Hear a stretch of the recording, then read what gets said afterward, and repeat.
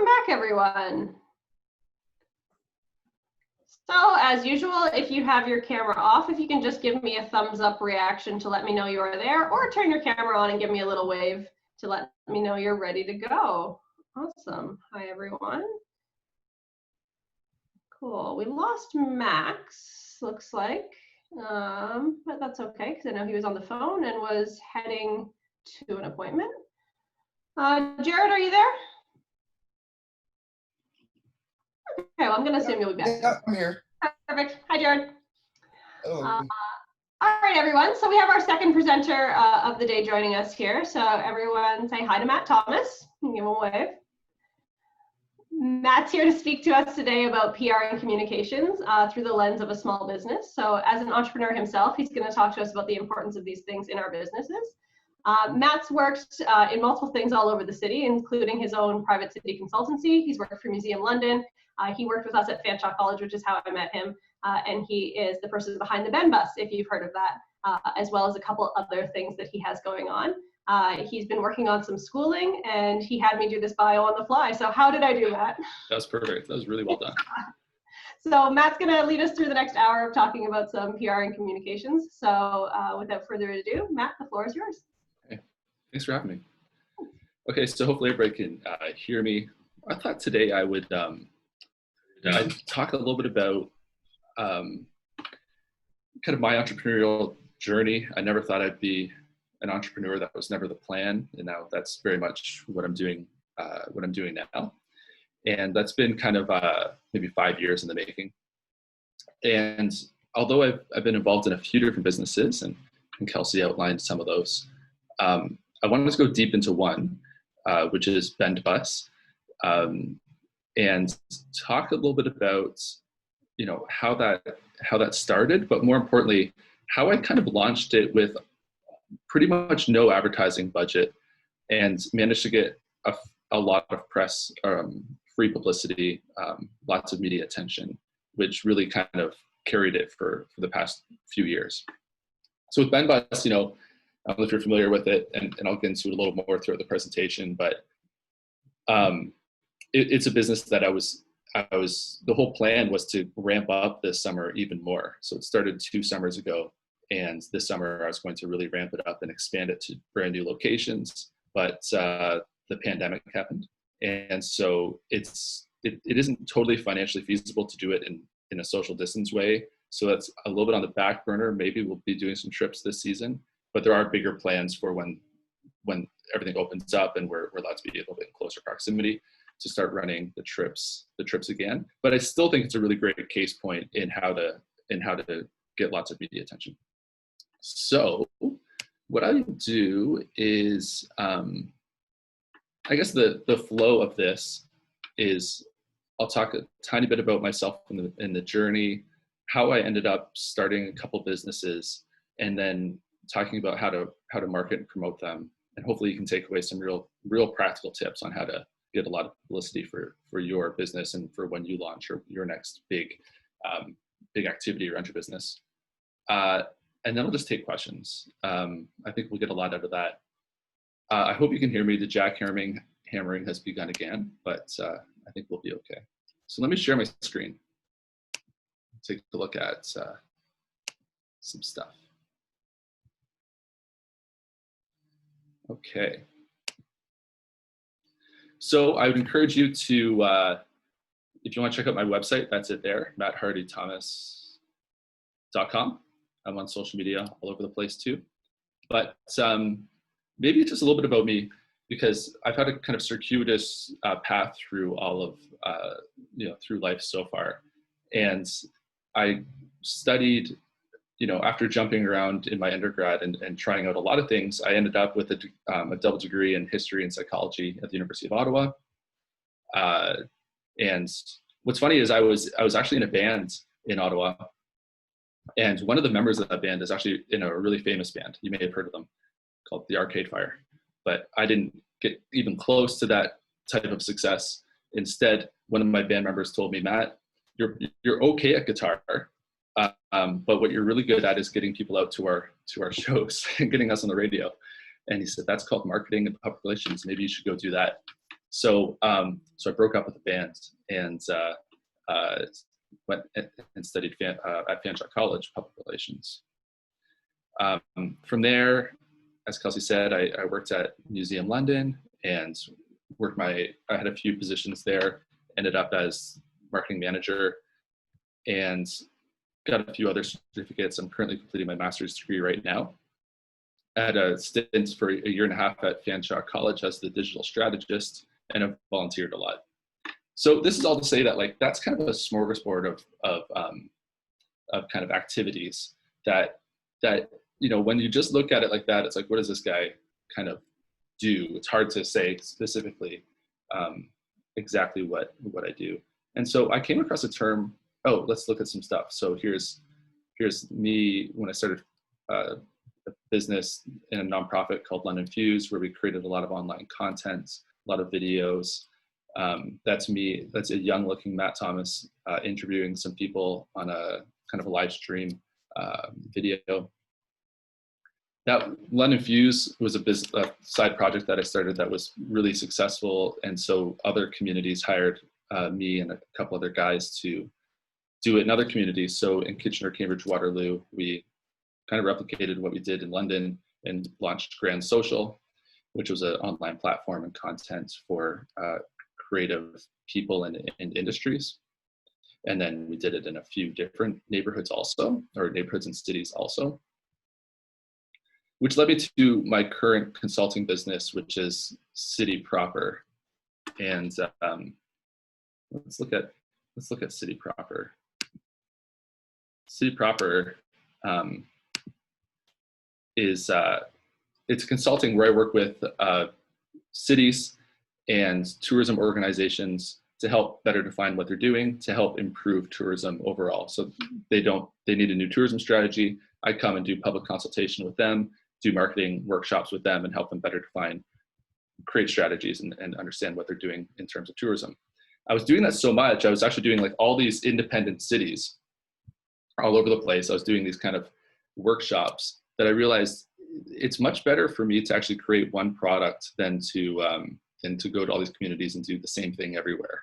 So instead of being in the kind of consulting game, I'm moving more into a digital product, so software as a service. And so that's called Whereabouts. And I'm currently working on that right now.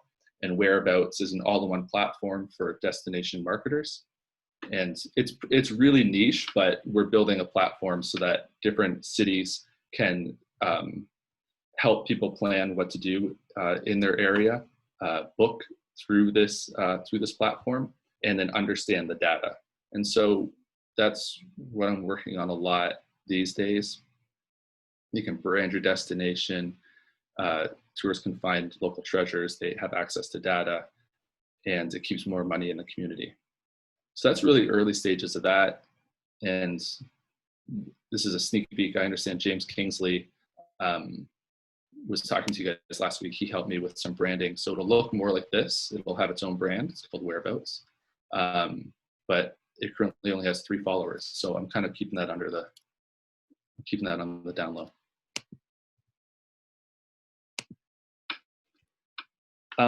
But that's what I'm working on now. But what I want to talk to you about is a business that I launched 2 years ago. And I think you'll get a lot out of this presentation because it's going to be very practical. And with that, I really solved a very simple problem, which I read through your bios, and it seems like a lot of you are also doing this in your businesses, which is, I don't know, can people reply back? Who's been to Grand Bend Beach before? Has everybody been there? Anybody not been to Grand Bend?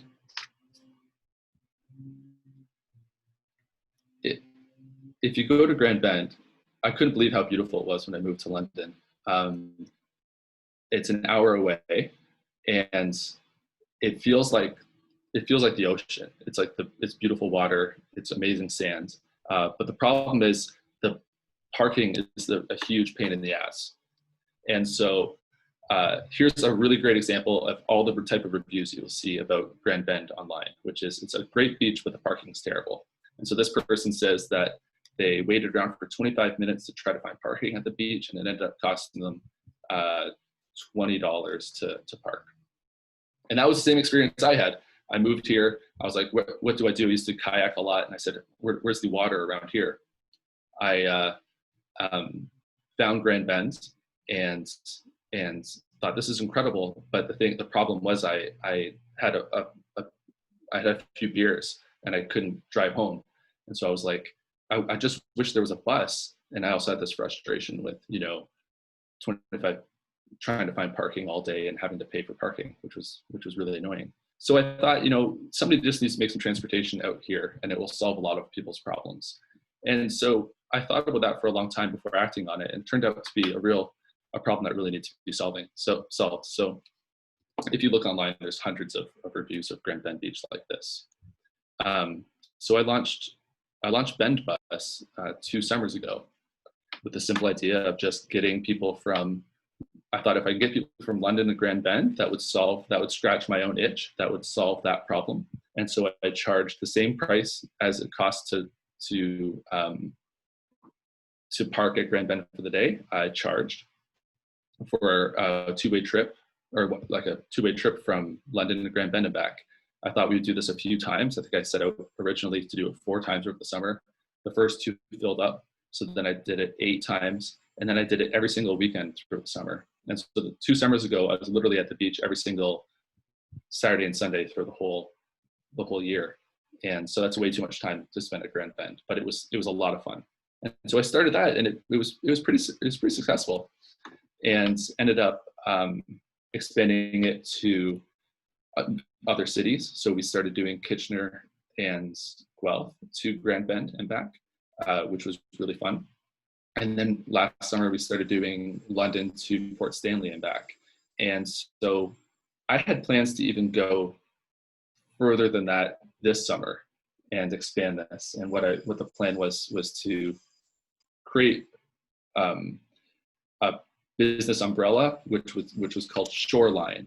And so Shoreline would be multiple trips, not just to Grand Bend or Port Stanley, and it'd be transportation to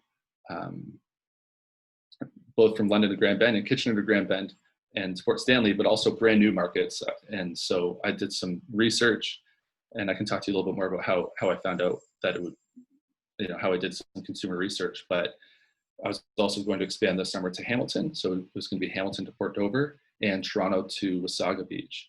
And there's still a real big need for that to exist. And that will be the plan for next summer, as long as everything goes according to plan. But let's talk a little bit about Bend Bus and how I launched that with essentially 0 resources, because it was a side hustle. I never wanted it to be, I never meant for it to be anything more than a side hustle. So if you haven't had a chance to look at Bend Bus, I know some people here are familiar with it, but the idea was to go to the city, from the city to the beach and back. I say here, I think it should be fun, easy, and affordable to get to Grand Bend Beach. Why take the bus? It costs less than parking. So if parking it's now a little bit over $20 in Grand Bend, and so I try to keep it the price competitive to that. The journey is as good as the destination. So not only do we provide transportation to and from the beach, but I hire a lot of students to hop on the bus and animate it and make it a really fun and enjoyable trip. And so that was part of the appeal early on, which is I'd hop on the trip, and I had giveaways from different restaurants, and I would give away T-shirts, and I would have trivia, and I would make the hour-long trip really fun and engaging. And a fair amount of people liked that. And so I started hiring beach bus attendants or beach bums, and they worked for me last summer and made the trips really, really fun. And you can relax and have a drink. So we'll take care of the transportation. And we only have 5-star reviews, which is so cool. And I told everybody who I hired last summer that if you're going to be a beach bum, you can only get 5-star reviews. I won't settle for anything less. And so we still maintain that, which is really cool. Lots of people are very happy with this service. Are there any questions before we dive in? I think it's kind of important that you know what Bend Bus is now, maybe before we kind of get into how I launched it. I can't see hands up or anything, so no? Okay. So really quickly, I don't know if you've come across this term, but Scott Adams is somebody online who's actually kind of problematic, but he has a really good idea, which is called the talent stack. Has anybody else talked about the talent stack at all? No? So everyone look into this, but then also ignore a lot of what Scott Adams has to say otherwise, because he's a problematic figure. But his idea of talent stack is really good. And so I know a lot of you already have ideas and already have your businesses up and running, but I think what's really important is to have some self-awareness about what skills you have to contribute to your company, to know then what areas you need other people to help fill in. And so I think the way BendBus was able to launch with almost no advertising dollars and a lot of public relations and earned media is because of some skills that I have developed. And I think you can develop those same skills too. And the idea of a talent stack is really simple. It's saying, instead of being the number one person in any one category, so you could be the best public speaker in the world, or you could be, the best at data analysis, or the best writer, or I don't know, name some other talents. Instead of trying to be the best at all those things, what you should do instead is create a stack of talents that, when put together, you're the only person in the world who does those things. And so, with me, a good way to look at it is, who are you among the top 25% of if you walk into any room? So just think about that. Like, if you're walking through the halls of Fanshawe, or if you go to meet up with a bunch of friends, if everyone in that room, if you could kind of understand what they're really good at in terms of a career, what are you not the best at, but among the top 25%? And so for me, like, I don't have an MBA, and I'm not like a genius at marketing, but I kind of know a bit about starting businesses. I'm really good at generating ideas. I'm not an amazing award-winning photographer by any means, but I've learned how to take some pretty good shots. Some people are really great at writing, like, eloquently. I can write pretty well, concisely. I enjoy public speaking. Some people are terrified of it. There are much better public speakers than me, but I think I'm among the better ones. And networking, I'm really good at developing networks. I'm not the best at any of those things, but when put together, there's few people who have that talent stack. And yours may look very different. Yours could be, you could cook, you could be a great chef, and good on video. Like, already you're separated from many other people. You don't have to be the best cook, you don't have to be the best videographer, but when you put those things together, all of a sudden you're standing out. And so I think BendBus really came from that. It came from these unique experiences of wanting to be at the beach all the time, to just love taking photos, love using the media to kind of get attention. Narcissistically, I kind of just love being in the news. It's kind of fun. And putting these things together helped me really kind of launch BendBus. And so I'd encourage you to take these skills that I'm talking about today and develop those, but then also see what comes naturally to you, and then use those to your advantage. And don't beat yourself up about trying to be the best in any one category. Just put what you're pretty good at together. So let's talk about how to get tons of press. So I talk about press. What I'm talking about is, like, with BendBus, I paid very, very little in advertising. Especially, I didn't pay anything in traditional advertising. I didn't do any billboards, or I later did posters, which actually with digital ads kind of worked better. But what I mean is, I got other people to write about BendBus and to get it all over the news and in newspapers and online and in blogs for free. And I don't know how much all this would cost if I had actually paid for it. I'm not sure how much a National Post article, if I did an ad the size of what the National Post article was, how much that would cost, but it would cost, thousands and thousands of dollars, and I was able to get it for free. So here's how to do that. So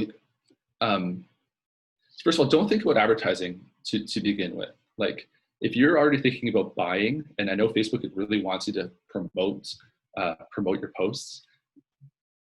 If you're relying on advertising, especially in the early times, you're kind of doing it wrong, I think. And so what you want to do is save your advertising dollars for conversion. So if you're trying to create awareness, and you know how Facebook, I don't know if you've set up Facebook advertisements yet, but if you do that, it gives you one of the options is do you want to create awareness with your post? Never pay for awareness. That's a really terrible idea, because there are better ways to get awareness, and you want to save your money for conversion, which means once people are finally aware of you and are engaged and like your page and thought about buying tickets, then you use money to help finally convert them into a customer. That's what advertising is now, I think, is very good for. But for general awareness, there's much better ways. So don't think about spending money. It's better used way further down the line. And also when working with the media, like, it's just a simple fact that I could talk to you right now, and I kind of have, about how dope BenBus is and how it's just the best way to get to the beach, and why would you ever drive? That seems so silly. And I can talk to you about that, and you will probably not believe me, because you have no idea who I am and you don't trust me. But if you can get a third party, if you can get your favorite blog or CBC London to talk about how this is actually pretty good business, or if you can get one of your friends to share that information, then people are far more likely to believe it. So don't pay to push information to people and say, hey, my business is actually really great. My business is really great, and really and put that in people's faces. Early on, you want to introduce it through third parties so that it becomes far more believable. So here's an article that came out that was from the early work with BenBus. And just as an example here, this particular post was shared 536 times. It had tons of comments, lots of likes, and I'm not sure how much that would cost. It would cost hundreds and hundreds of dollars, but I had it done completely free. So here's how you kind of do that. What you do is you really want to start thinking about a really great story to tell. Part of what I'm about to tell you is real Slytherin stuff. This is Slytherin right here, but I had to do it. So here's the tweet that I came up with, and it says, business idea, beach bus from London to Grand Bend every Saturday during the summer. Someone do this or I will. Okay. So here's the thing. Don't tell anyone, okay?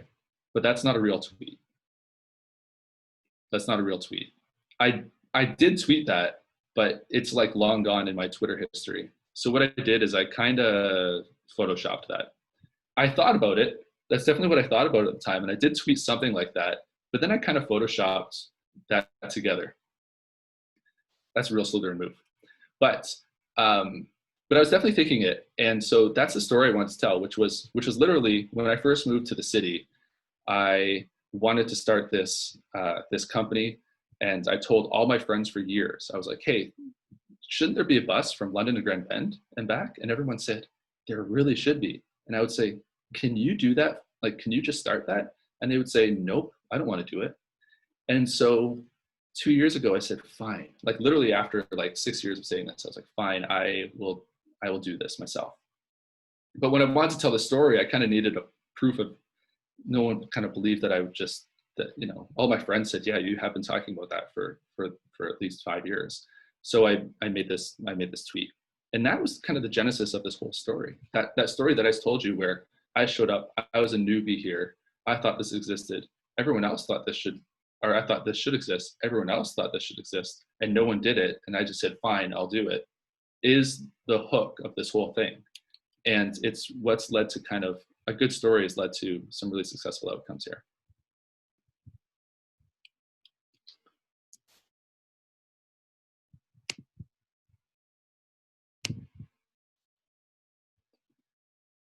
So to do this, not only do you need a new story, so if you have a really great story, it has to be a good story from like other people's perspective. So that's kind of like, it shouldn't be super self-fulfilling.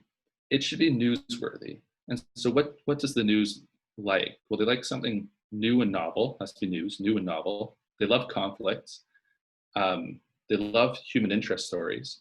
So, and you can see this all over the media. Like if there's ever a hurricane, um, what photo is more impactful? If there's a hurricane and it wipes out a large city and it's really sad, what's a more impactful story to tell? How all these buildings were destroyed and it was hundreds of millions of dollars of property damage, or if you showed maybe like a kid weeping, you know, outside of a broken building.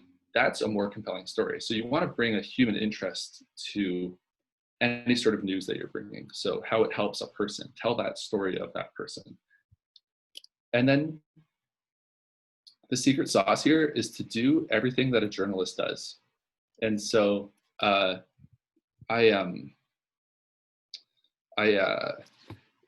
it's sometimes funny because when you get in the news, sometimes you write a media release and you give the journalists all this information, tons of information, and you do all of their work for them. And then they copy and paste what you wrote, and then they put it online. And then you say, I wonder what you get paid to do, because I did all the work and now you did it. And now, like, I think that's your day job. But that's amazing. That's what you want. If you can literally get a journalist to copy and paste what you've sent them and put that online, then it's almost like it's telling your story to a much bigger audience. So you need to think about all the roles that a journalist, all the things that a journalist thinks about, and provide for all of their needs. And it will be very likely that they will help promote you. I don't know if anybody here studied like media or anything like that, but when I would, at one point in my life, I really thought like journalists were like biased one way or the other. I'm like, oh, this media organization they're biased because they're liberal, or this one's conservative. And then when you start talking to them and figuring out what their life is actually like, you realize that maybe at a macro level, they kind of are biased in one way or another. But the reality is that they're really busy. They're all really busy and under-resourced. And they all want to get their kids to soccer practice after, at 5 o'clock. And they're struggling to meet deadlines. So if you can just help them in every single way to get a story done at the end of the day, then they've done their job and you're happy because your work's out there. So here's what you have to think about. You have to think about creating a really great story, writing that story the exact same way that they would write it. You have to supply them with pictures or multimedia, which is very important, and provide them with quotes. If you look at any sort of BuzzFeed or anything from BuzzFeed to CBC to CTV, they all have quotes from the person behind the story. And you don't have to wait for them to ask you those questions. You can literally just create quotes about what you're doing. Like just create quotes and then say exactly what you want to say and put that into the media release. And so you're really just doing their job for them. You're helping them out in every way. And so here's an example of the media release that I put together for Bend Bus, written in a way that is exactly the way most media want the information. Telling that story. Do something, create an event, create some sort of spectacle, some sort of giveaway that creates news, and then package it and deliver it to journalists, and it will get attention. Take all the photos for the journalists. So this I realized is like very important, which is for years I sent media releases without images, and that was just so silly because the image is probably the most important, especially because of social media attention getter. So if you're not great at photography yet, just get good. I'm like, okay, so here's what I did. These are all the people I hired as beach bums. They were hired to go on the bus, and they rotated schedules so that they went on the bus each. There was one of them on each trip, and they created that engaging experience. And I brought them all to the beach in Port Stanley on a Saturday in May, and I just crossed my fingers and hoped that it would be sunny. And we had the bus company park a bus on the beach for us, and he just left it there for the day. And we did a photo shoot.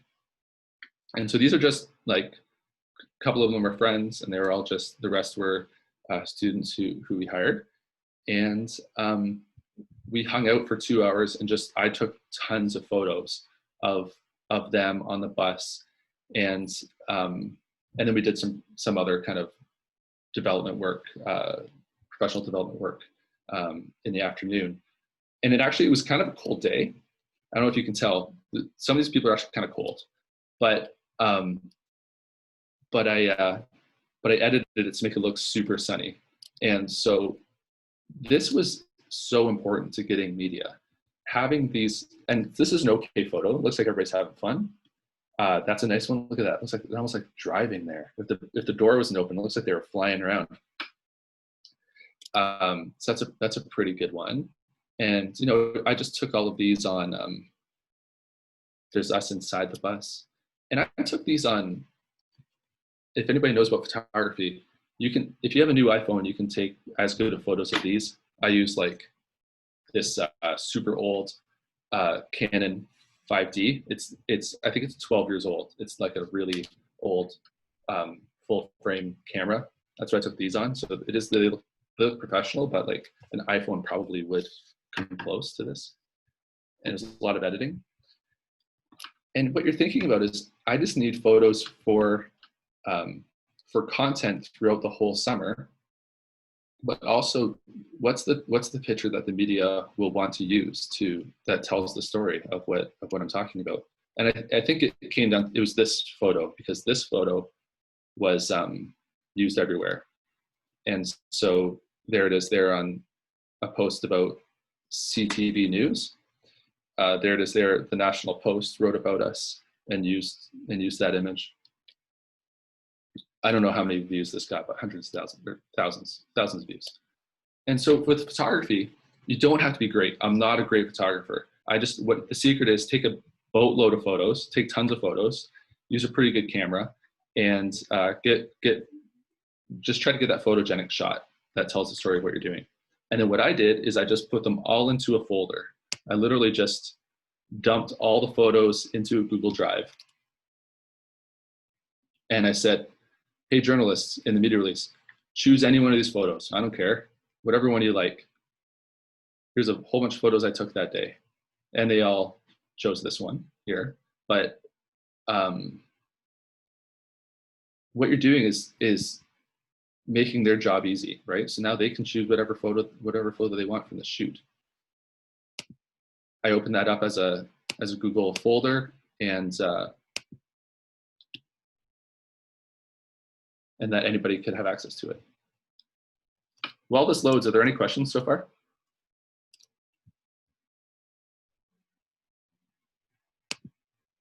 No? Anybody? I guess I have a question. What's up? Like, say you were to host a charity event, how do you get the press around that? Like, does it have to be a specific event? Like, is there is there something, like what makes a good event to get the press?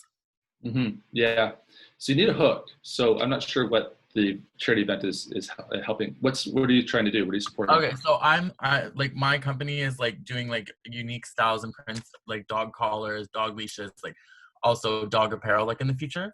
So our company gives back like a portion of our profits to donate towards like organizations that help animals in need.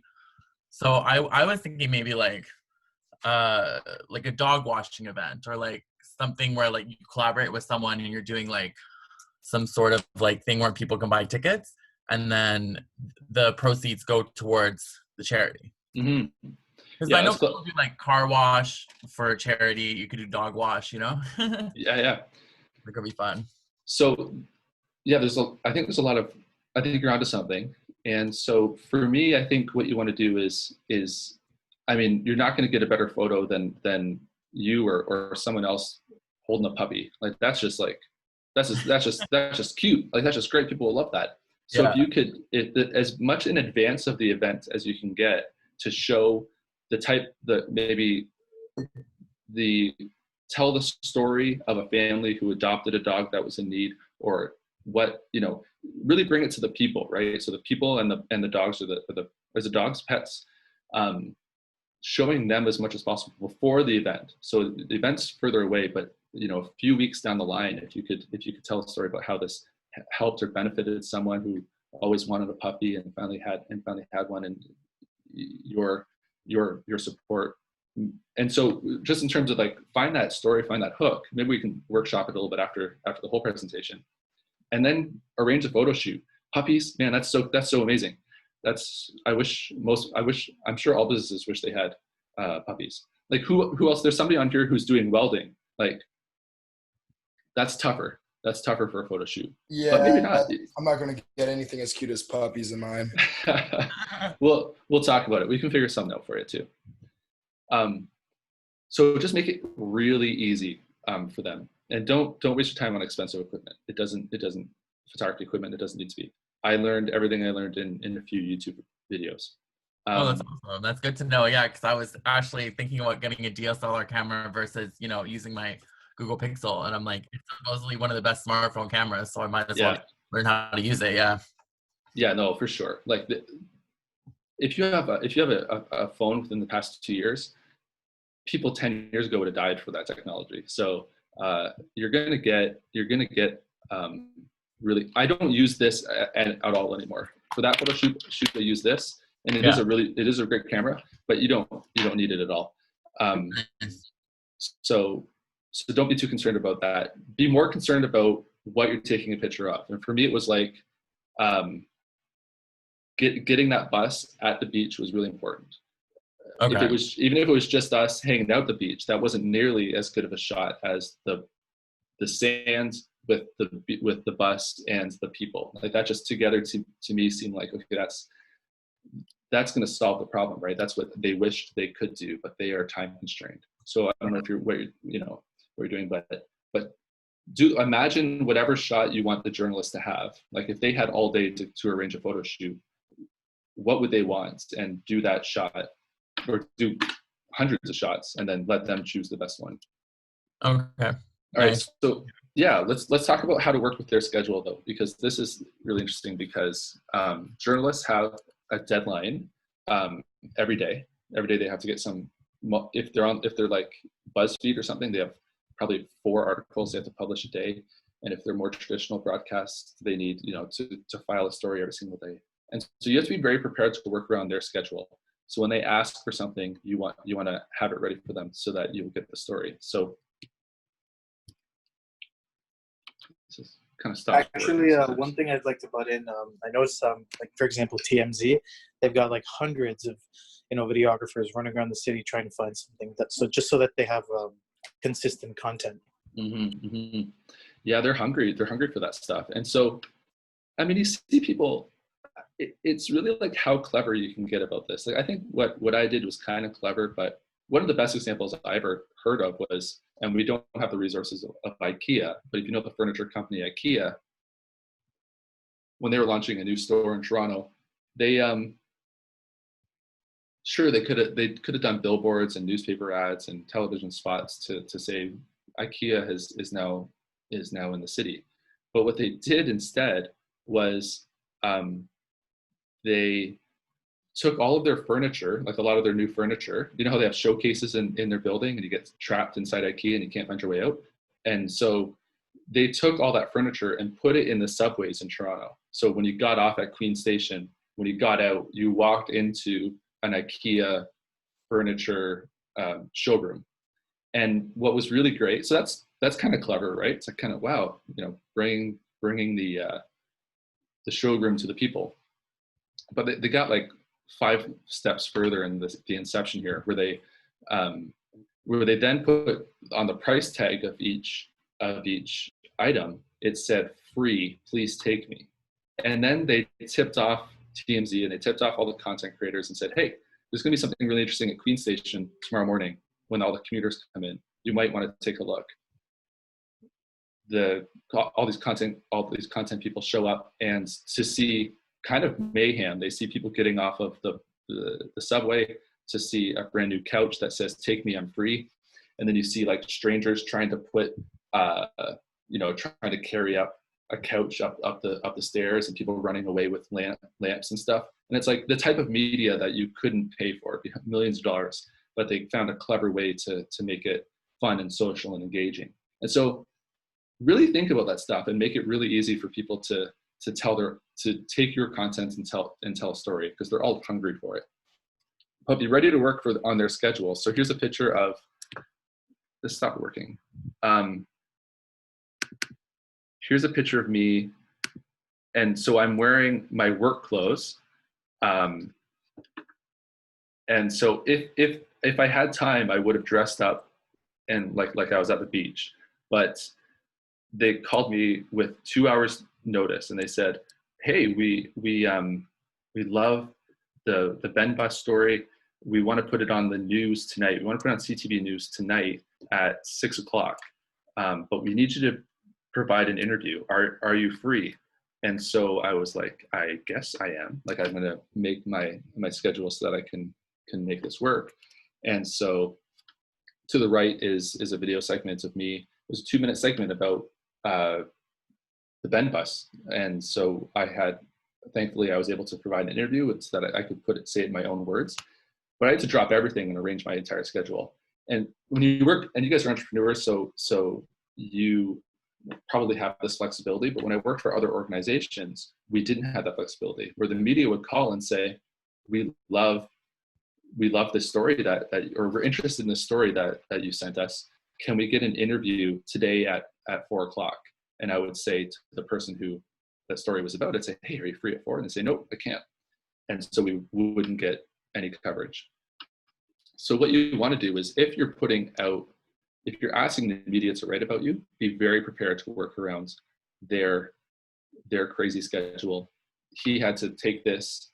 I'm not sure what time I met him. I think I met him at 3 or 4 o'clock, and he had to turn that around for a news segment within 2 hours. So it was really important to meet them and so that could be anything. If they say, "We want to send a photographer over at 11 a.m., say, "Yep, that's great," right? You don't want to leave them hanging. They're really important to this process.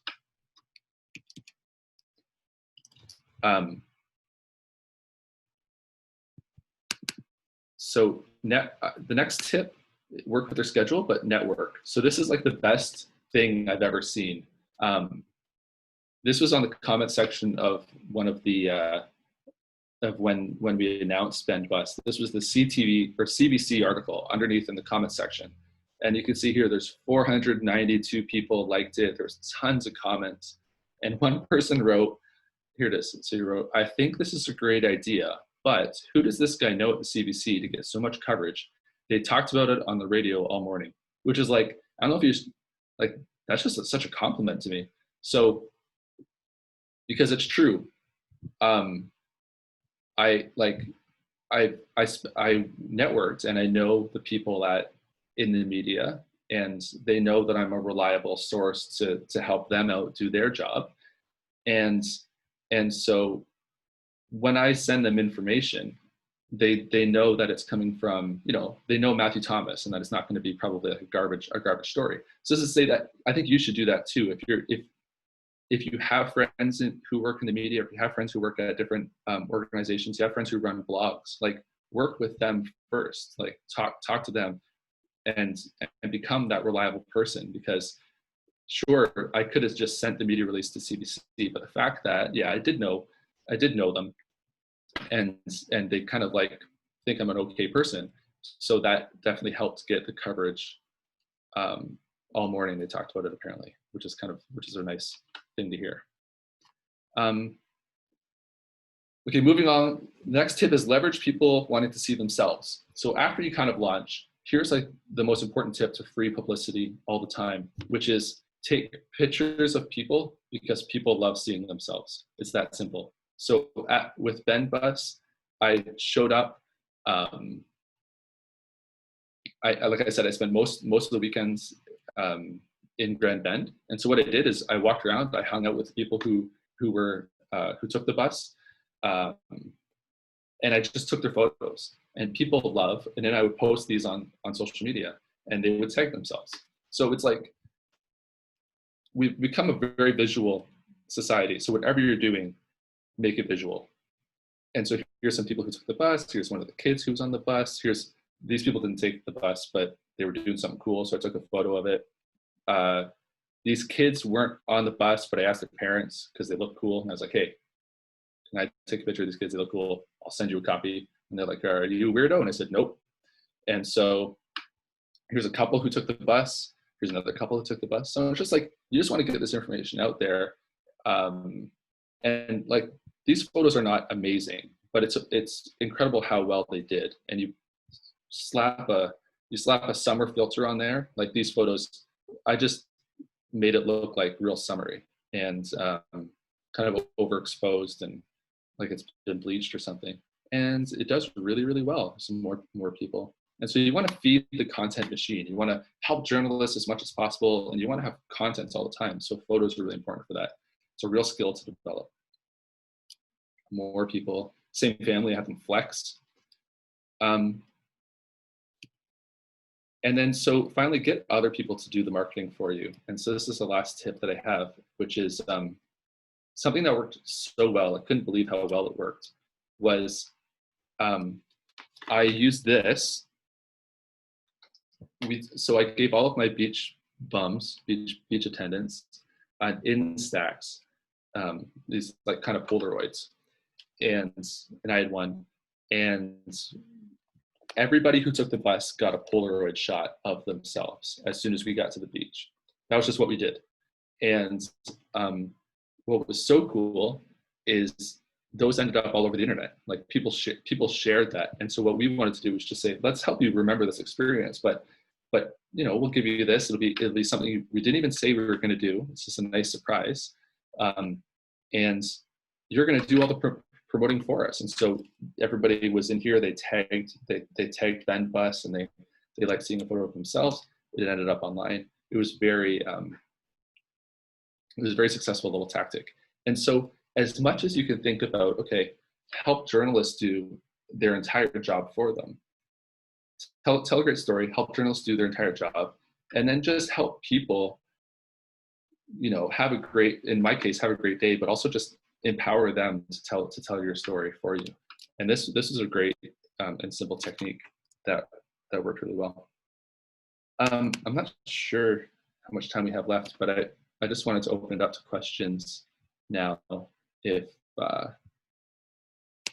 anybody has any.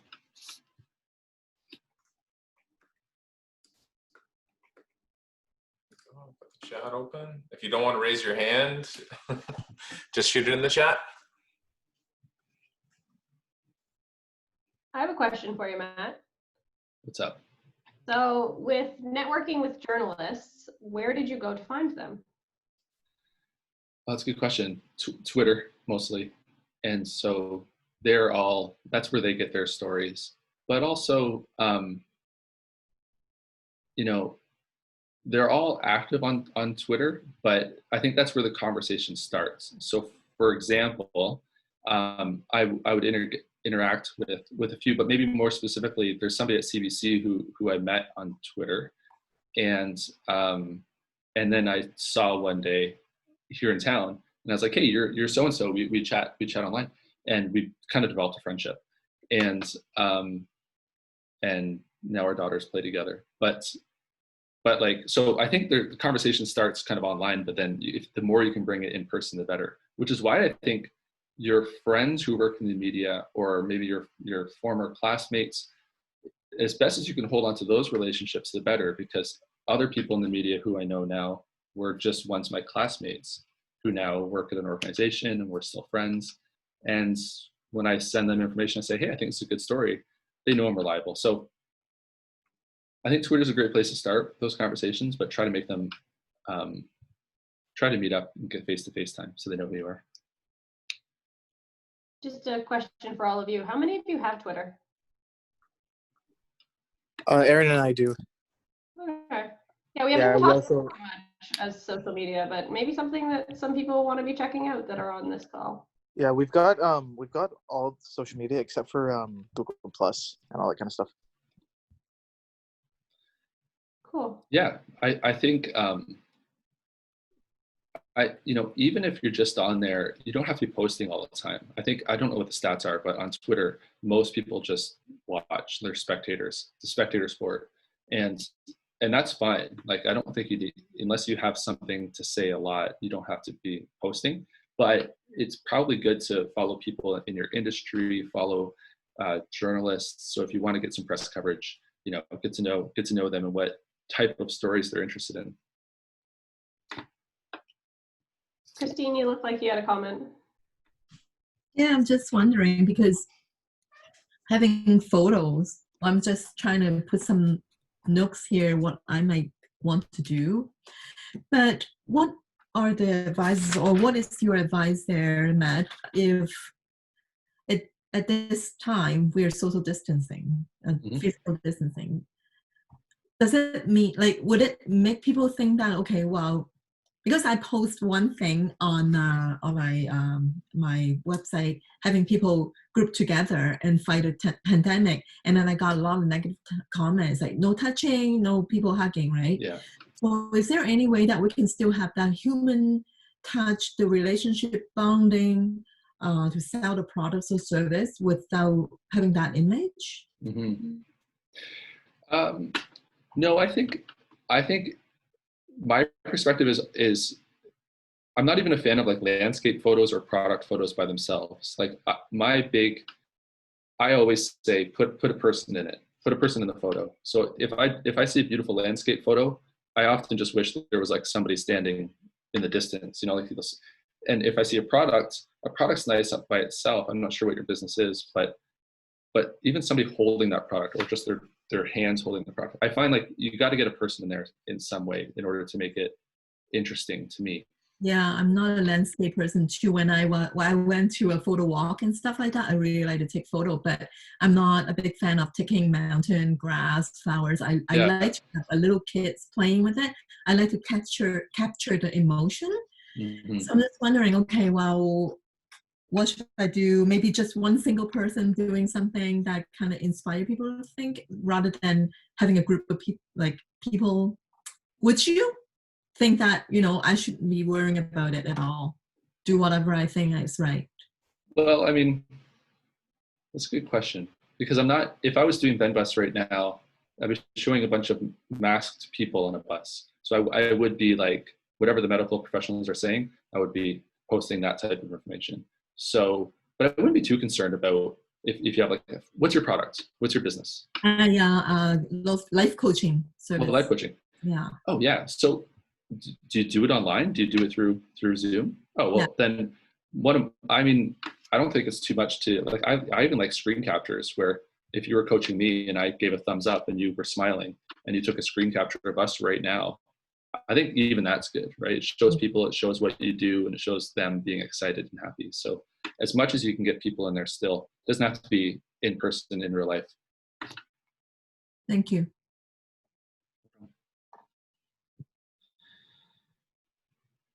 Anything else? Go ahead, Kristen. Do you ever get people like that don't want to have their picture taken, or is everyone pretty like cool about it because it's beach and everything? All the time, people don't want their picture taken. It was kind of strange. Like, to be honest with you, there are moments where I'm like this guy walking on the beach, and I'd say, "Hey, do you mind if I take a photo?" And it's like, "Absolutely not. Why? I don't know who you are." And I'd be like, "Okay, thanks. See you later." But once I got over that, I saw how successful the photos were when I did post them, and I saw how excited some people got about them, and a lot of people would want to see them. I think that was like the big. So half the trick of photography, and I feel bad talking about this because I'm not a photographer, but what I've realized is just in those types of shots that I took, it's like, I would say more than half the work is before you even raise the camera to take a photo. Like, there's so much work in making someone feel comfortable, approaching them, saying like, "Hey, this is really cool. Do you mind if I'm the guy who does the bend bus. See the bus over there? I do that. Do you mind if I just take a quick photo and then I'll show you? We can look at it together." And you have to get kind of good at that. And I think if anybody hears in marriage, wedding photographers are super good at that. But wedding photographers know that like half the battle is getting people comfortable for the shot. Otherwise, everybody looks rigid and weird. So the better you can make people comfortable in your presence, then taking the shot and then you show it to them they say, I like this one. So I'd like that one too. You delete the others. There is a lot that goes around. You don't just kind of run around wildly taking photos. Good question. You actually do get some pretty cool pictures welding because all the sparks and fire and shit. Dope, yeah, for sure. I've actually taken a few pretty good pictures doing that, but yeah. That's awesome. My comment. I don't know. No, for sure. Do you ever do like those you could do like those time lapse ones, man, with like you could spell things and sparks. That'd be pretty cool. That's actually kind of a good idea, I guess. That'd be cool. Yeah. Not really focused on the pictures. Yeah. Yeah. I got nothing else. All right, cool. Other questions? If not, I'll let you guys work on your own businesses. I just have a comment, not a question, Matt. I think this is awesome. I really love the perspective you brought in. I think this is an area that a lot of new entrepreneurs often overlook, is the power behind the power behind PR itself. I know with our business, accidental PR is how we became an events company. You know, through some activities we were doing, people just thought it was interesting and wanted to, you know, tell stories about it because it was a visually interesting story. And it kind of snowballed into so many other PR opportunities, and the amount of free advertising my company has gotten through television is wild. Like if you can find a way to have a personal interest story told, you never know what can happen because we get people that reach out to us every single year that just want to tell a story, and we start really leaning into it, and it's really helped. So I think we spend a lot of time talking about, you know, your standard marketing tactics and things like this, and I think it's amazing to have you come in and be able to put a personal touch on it and really show how you did it step by step. So I really appreciate you taking the time and being able to kind of reveal that to everybody. It's amazing. Thank you. No problem. Yeah, good luck, everyone. Thanks, Matt. If I can just add on to what Dave said, I also like how you showed us how gritty it is. That, you know, sometimes it's all about hustling and it's arranging your schedule to make this work, and it's being a little bit Slytherin sometime, my personal favorite line of the day, and those kinds of things. And I think that's something that we all need to hear. It's not just gonna fall into your lap. You really gotta go for it. Yeah, thanks. Don't tell anybody about that Twitter post, okay? We're all sworn to secrecy, everybody. All right, thanks. You can't make me. Our secrets are in the goblet of fire. All right, great. So Matt, before we let you go, we like to do this thing where we turn on our cameras and just give you a send-off wave to thank you so much for coming and joining us today. So thanks, guys. We appreciate it, and thank you. Peace, guys. Talk to you soon. Thanks, Matt. Bye. All right, and for everybody else, thank you. Another great day. Any questions, comments, or concerns before we go over some final housekeeping things and then let you go on with the rest of your day? Quick question. Is tomorrow's picture day, right? Tomorrow is picture day, yes. Okay, awesome. Wear your best.